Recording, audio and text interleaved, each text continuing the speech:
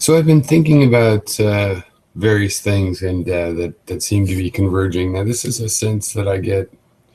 It's one of these intellectual emotions that I talk about, like eureka, or the feeling of curiosity about something. I don't necessarily. I know you can have the feeling of eureka, for example, when you didn't really figure it out. I've had that experience. Um, So I'm not saying it's a real convergence, but it feels like a convergence, and cognitively, I know it's important. For me, it's a convergence in my mind. It also seems like there's this historical convergence toward it to a certain degree.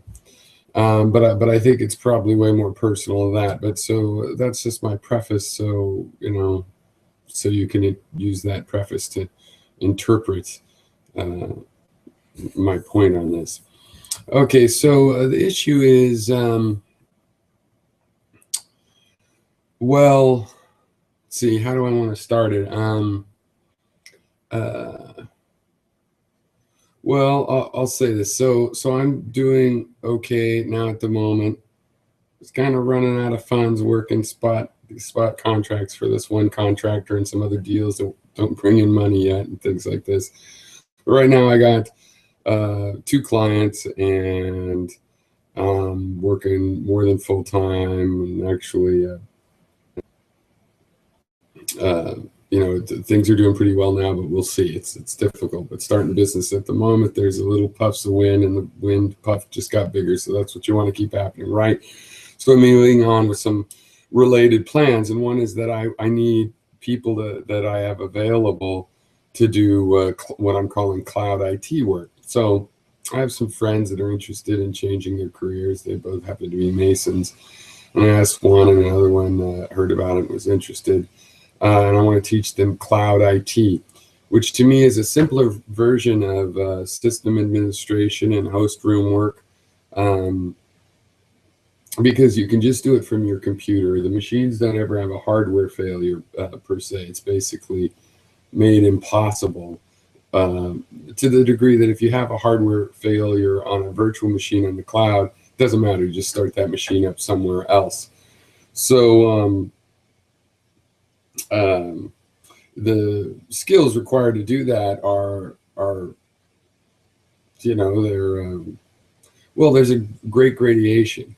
I mean, at the lowest level, it'd be useful just to have people to install software and monitor systems, because the main safety thing in a system is to do that. So I want to have a training thing where I can train people that are just interested, like an open field day on for tryouts for a football team or something. You don't have to come from any establishment or anything. You can just come and learn this, and I'm creating a curriculum, and see if I can train people that have an aptitude, turn out to have an aptitude, how to do this cloud IT stuff. And well, it's a tangent. One interesting thing I thought was, I realized, well, the main thing I would tell somebody trying to get their skills up to some threshold of usefulness, right, and it's worth it for them, the amount of money they can make. And then, but there's other thresholds where you learn to program and more things, and is just to be honest. It's really just honesty. There's all these terms. If you don't know one, ask, jot it down if it's important to the work. Remember the concepts and learn how to look these things up. You can always look these things up. There's, thousands of acronyms and terms, and there's really only, a few dozen concepts, frankly, throughout all of computing. So there's a lot more algorithms where you link those concepts together into just this, as far as I know, an infinite number of patterns and sequences. But that's a different matter. Okay, so in doing that, I was thinking about this issue about how I want to teach programming in the UNIX model. Now, the UNIX model is where you have processes and pipes. And so a process takes input from somewhere, generally standard in, or maybe you can, take a file. You send the file in Unix, anyway, I'll get to that in a second. So you have a command that has input and it has output. And then you can have the pipe where you send the output from one as the input to the other. And chaining commands together in Unix and command line is and will remain always a very powerful thing. So for example, most commands now will let you, give the file name, but the traditional Unix way to get the file data into your command is to stream it to standard out. So like a program like cat, you would say cat file name pipe your program. The program cat streams that to standard out. The pipe says send standard out to the next program, which is your command, and then you could pipe your output to something else like grep, which knows how to do string searches, and you could grep for the word hooray or success, and it would show you the line where that word appeared. And so you pipe things through. So basically there's this idea, it's a duality, but it's not a dichotomous duality of a black and white and yin and yang. It's a pair of things that fit together somehow. And they're not as similar as the north pole and the negative pole of a magnet, which are just so similar but opposite. They're related, and this is the fundamental thing that I'm getting to about this convergence. So anyway, you've got transition and data or information. Now, the data is like a static thing, and I think that it's associated with, for example, the verb to be. What is the information, right? And the transition is when something's happening to the information, and generally it only matters when the transition is done, when it's the transformation is complete. So for example, with the mathematical equation, let's say you have, what is the one that's, I think, is it x plus y times x minus y? That's x squared minus x and a plus x and minus y squared. Is that right? Yeah. So when you have, let's say you have a transformation that takes x and y and multiplies x plus y times x minus y, right? And you get a certain number. You can also take the same numbers and multiply x times x and multiply y times y, and then subtract the y squared from the x squared, and you'll get the same number. So what happened in the transformation is, if it's functionally equivalent, generally separated from what these inputs and outputs are, right? Because what's going on there is, according to my theory, is we're trying to separate a part we want to think of as static and a part we want to think of as changing. Because it's hard to think of things as changing all the time. Now, when you have information, in a way, in a world where, let's just assume everything is changing, everything's in motion, you can't have absolute zero and motion and change stops. You're going to always have at least some motion and all kinds of motions too, not just through space, but various kinds of motions.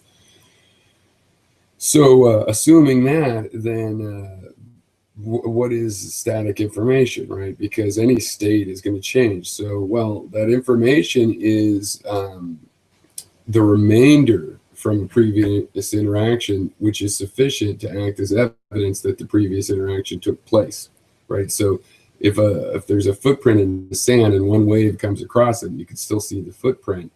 There's still some information in that footprint. There was more when it was fresh and hadn't been, randomized, halfway clean, right? So when you do have information, there's this idea of it staying there. What is it? It's the information of that somebody stepped there, right? But the cleaner the information is, the more information content there will be in that encoding. So keeping it exactly the same, like in a computer where you have parity bits and things, so you can tell even if a cosmic ray hits that, You can tell, hey, there's some bad bits, and you can even have enough information distributed to repair that, right? You could have just multiple copies. Oh, it's broken over here, get the good copy. Or, there's ways to do this. And what you're doing is you're actually refreshing, right? It's changing, and you're doing mathematical techniques to change it back to what it was. And that's not the same thing as it not changing. Okay, so we have this idea of an information state, which still is fundamentally changing, and then the transformation between it. And I think the convergence is understanding that the information itself, being that it's constantly changing, is never in a state in between transitions, right? The transition is it's not continual. Okay, it's discrete, which is odd, but it is ongoing, so to speak. Now we can do tricks so that this transition circles around a state, and use that state conceptually as though it's a static, body of information. But what it really is transitions that continue to retain the evidence of a past event, namely the event of the data getting stored there. Okay. All right. So now I'm noticing in surveying the industry, because I don't just want to teach my own view of computing, I do, but I want to do it with reference to the industry, because that's how I use my skills as a programmer, is with reference to what's going on in the industry. That's what makes it not just a hobby, basically. So in looking that around, I'm noticing, wait a second, a lot of these things there's like a new revolution in the way people are thinking about computer code. And part of it is that there's a tool set available for thinking at this higher level. Part of it is people getting more experience with computers. And part of it is just some other trend, whatever it is, it seems to be happening. And to me, it seems like there is more of an emphasis on transitions. And the transition space, and defining the transition, and I think the theory of unification in this convergence is that once you understand that it's the state of something really is a little interval, right? Then it has a beginning point and ending point. Data that comes in one way, and then it's transformed and goes out in another way. And that is the unit. It's not two little balls of data and a line between it. It's actually this entire flowput is the data structure that we ought to be thinking about. And this relates back to me to ideas that I got when I was a kid in my 20s, a theory I call the error of being, which is this error well,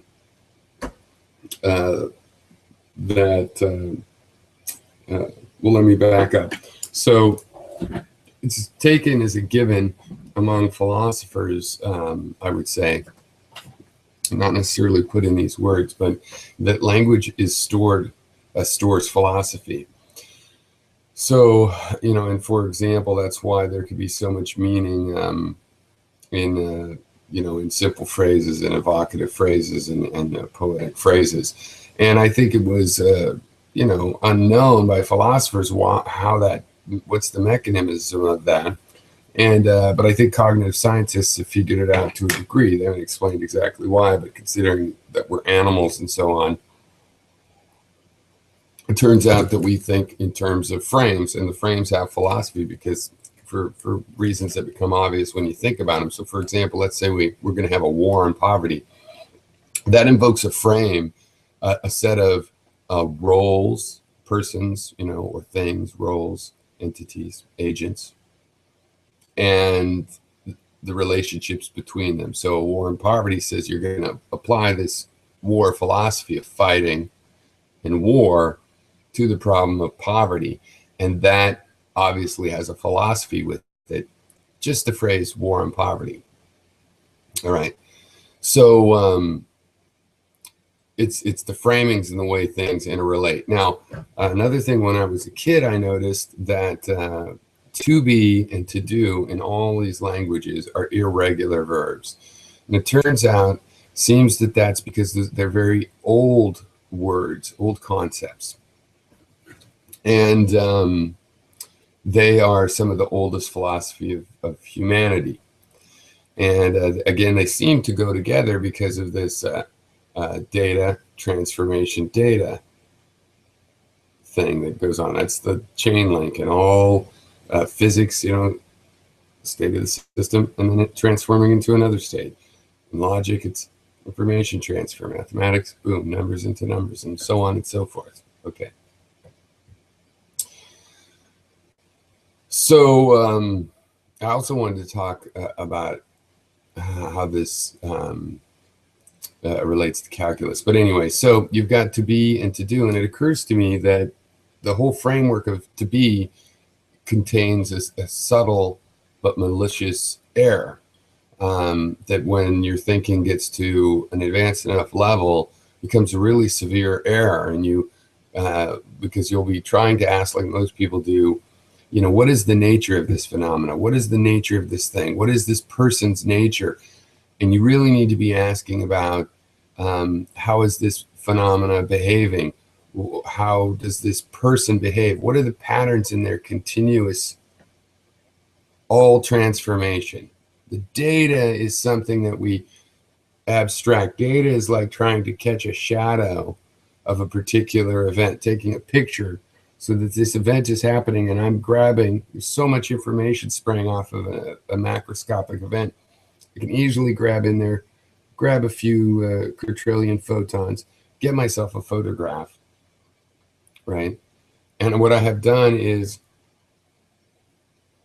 I've taken information. What is information? Information is I'm shaving off a little bit of the total interaction of what's going on, and I'm creating a record. What's the record? A record is putting this in a medium where we'll keep the footprint fresh as long as possible. It will make that, it's like going onto that sandy beach and taking a form of the foot. Or more like, you know, just lacquering it so it stays in place there and the water doesn't cover it anymore. All right, so it's all about doing then.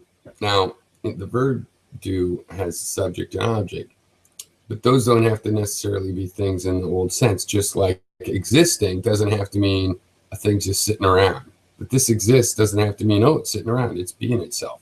No, it can mean that it's a phenomena, it's doing something.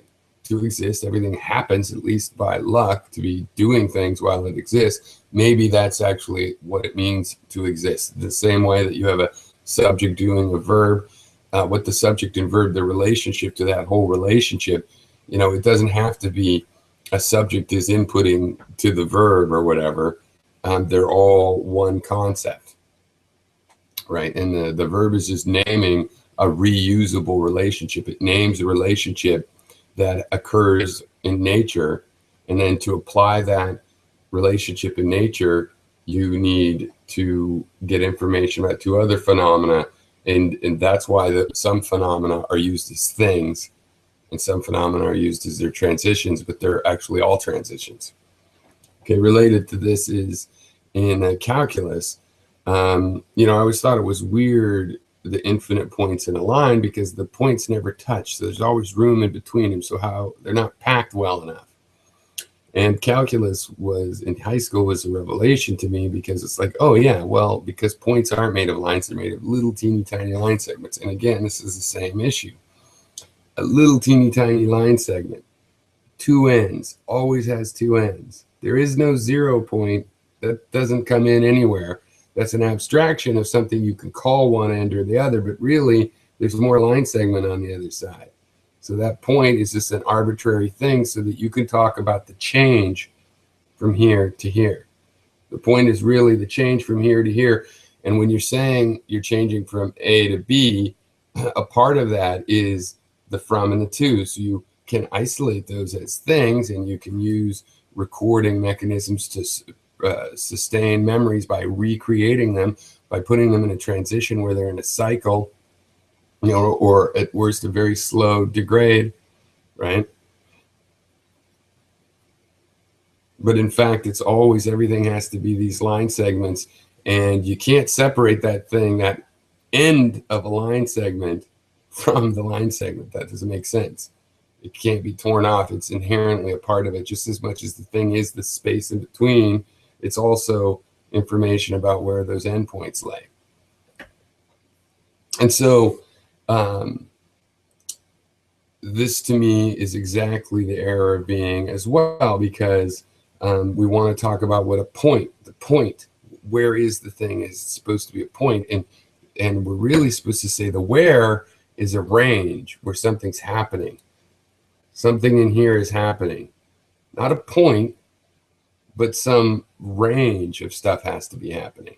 And all logic, cognitive science logic, computer science logic, seems to me to be converging into this point where most of our mistakes, and the reason set theory is so awesome but then ultimately fails at some of its goals, or some of the goals that people hope to achieve with it, the solution is going to be focusing on the transitions, right? This is how we're going to get a handle on the problems with self-referential sentences. It's going to have to do with the relationship of having a self-relationship, right?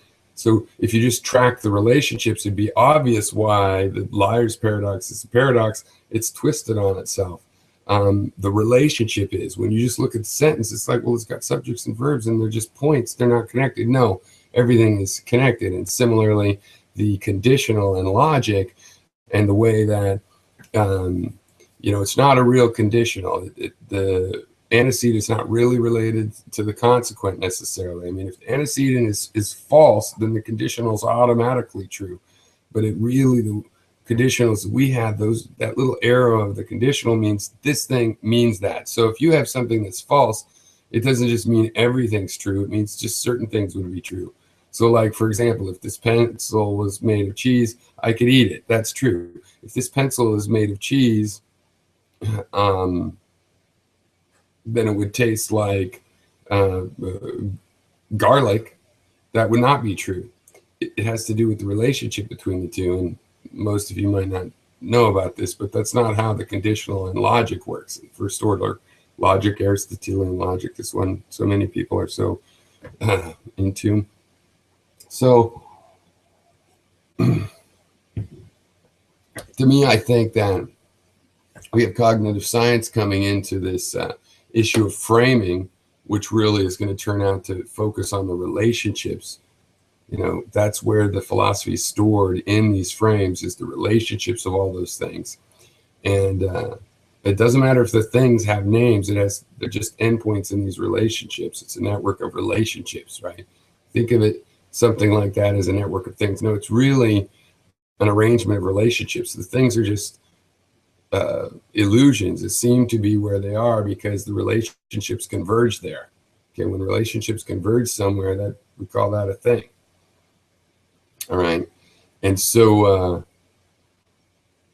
in mathematics, I think mathematics is a beautiful thing. When did it really become useful for applying to the real world? Well, with calculus. Why? Because calculus makes this connectivity repair, and then using mathematics to apply this, you get a more complicated kind of mathematics. It works a lot better because it is avoiding the error of being, of thinking lines are made of little points, that if it's made of something, it has to exist and be, and that's the metaphor of being is a point, right? The metaphor of change is a little line segment. If you're saying that everything is always changing, then you're saying there's no being, there's only infinitesimal line segments. And amazingly enough, they're not infinitesimal, they're Planck length. So, or even bigger, but that's another subject, right?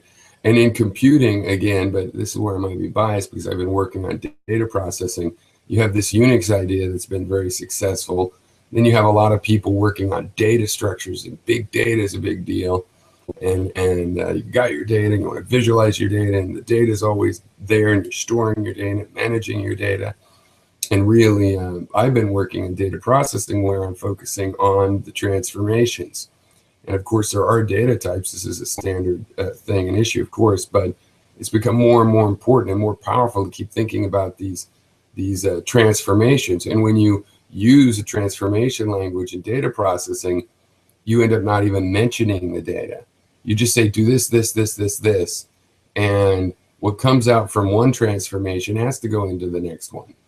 But I have a way that any data that comes out, it'll find a version of the next step that can take that data going in, if possible. And so what's really important in this system is the transformations. And when you have the transformations really well designed, you don't even have to mention the data. Okay, so that's a convergence onto transformation space, onto using transformations as a way to explain why there's things and things change. It's not like things and then they change. It's like there's transformation entirely. It's made entirely of change. The illusion of things is because we cut the chain. We start and stop it somewhere. We say the beginning of Monday and the end of Thursday. How did it start and how did it end? We could have ended it on Wednesday.